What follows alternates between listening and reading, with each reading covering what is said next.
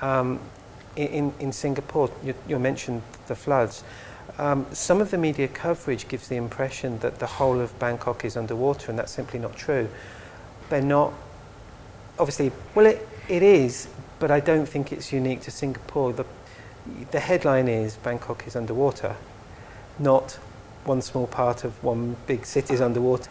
I think that's down to the audience, because Thai media is working for the Thai media. So talking to the family that's just lost their home because of the floods is something that Thai media will be able to do and get that message across, and it hits home more to that audience.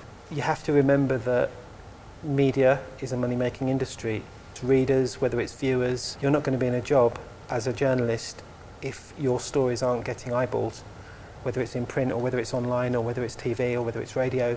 People need to be consuming your media, so you've got to go for the story that's going to make the most impact. If it's talking to a mother who's just lost her child because of the floods, or if they've just lost their home, that's going to have impact.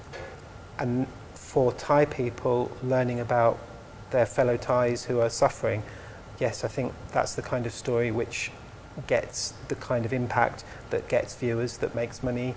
Sad to say that, yeah, I mean, media does make money out of disasters. That's a fact. Newspaper sales go up when there is global catastrophe or local catastrophe. It's really, really difficult, because as a journalist you have to try and cut yourself off from emotion. You get involved, and that's a very difficult thing. You want to. It's like you see a car crash. What do? Do you go and help someone, or do you take a picture? As a journalist, as a passerby, you want to go and help. So as journalists, you have to kind of almost detach yourself. If you get to a newsworthy event, first thing you do is report it. The second thing you do is help. I know that sounds really, really cold-hearted, but that's your job.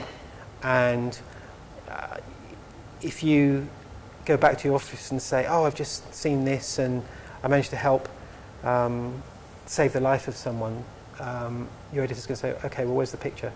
Where's the story?" Sad to say, but yeah, you do have to almost dull your emotions, I think, to be a journalist.